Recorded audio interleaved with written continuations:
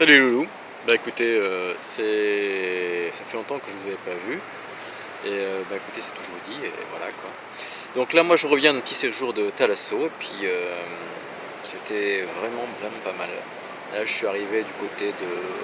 Je suis pas encore arrivé du côté de Dijon, je suis légèrement en dessous. Là j'ai encore à peu près bien encore 5 heures de voiture avant d'arriver à Paris.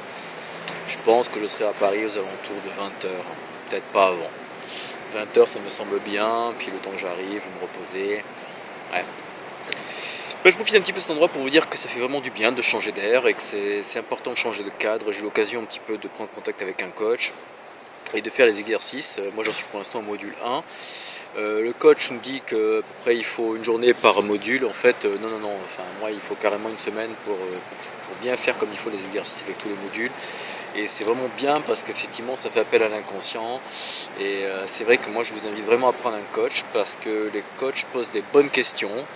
Ce que vont pas forcément faire les psys. Les psys vont poser les bonnes questions, mais sur la longueur, alors que les coachs, ils vont poser les bonnes questions tout de suite, parce qu'il faut des réponses tout de suite pour bien cerner par exemple les valeurs, les objectifs, etc. etc. Donc c'est pour cela que c'est intéressant. Moi je voulais vous parler aussi d'autre chose aussi, tant qu'à faire, par rapport justement à des personnages que l'on joue, des scénarios qui reviennent tout le temps, etc. Moi par exemple, j'avais remarqué un petit phénomène par exemple dans les soirées. Je vais toujours être la personne qui va garder les affaires des gens pendant que les gens vont sortir fumer, ou vont sortir boire un coup, ou vont aller tchatcher avec la fille à côté. Ben, je suis celui qui garde leurs affaires. Et bien moi ça me fait penser un petit peu au rôle que j'avais quand j'étais petit, c'est-à-dire je suis le grand frère, je dois prendre soin des petits frères, de leurs besoins, je suis le gardien, je suis le chien.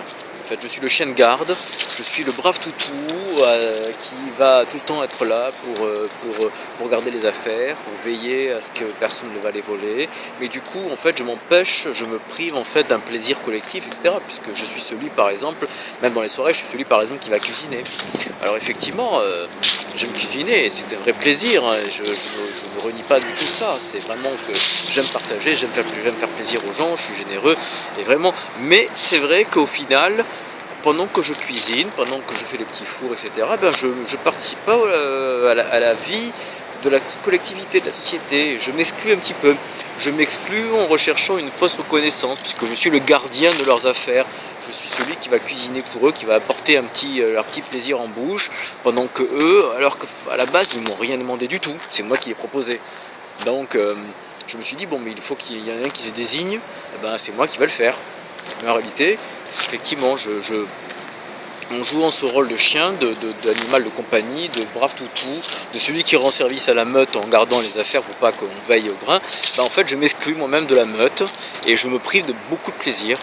Ben, c'est une réflexion que je me suis faite en fait à travers justement tous ces petits exercices que je mettais un petit peu en pratique. Idem par exemple dans mes relations avec mon père, par exemple.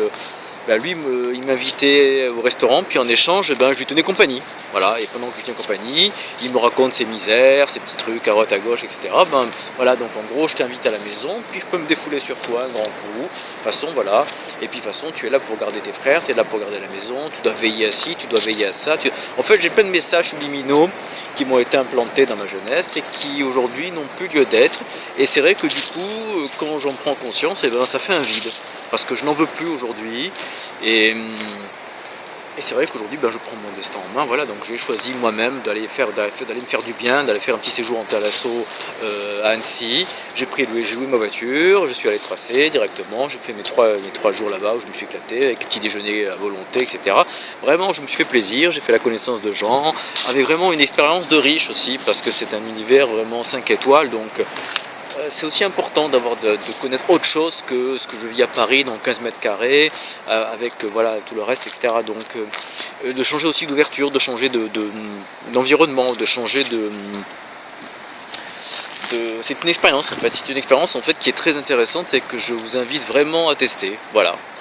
Et bien écoutez, moi je pense que je vais poursuivre mon chemin, je vais encore me reposer un petit peu, faire ma méditation encore dans cet endroit magnifique, hein.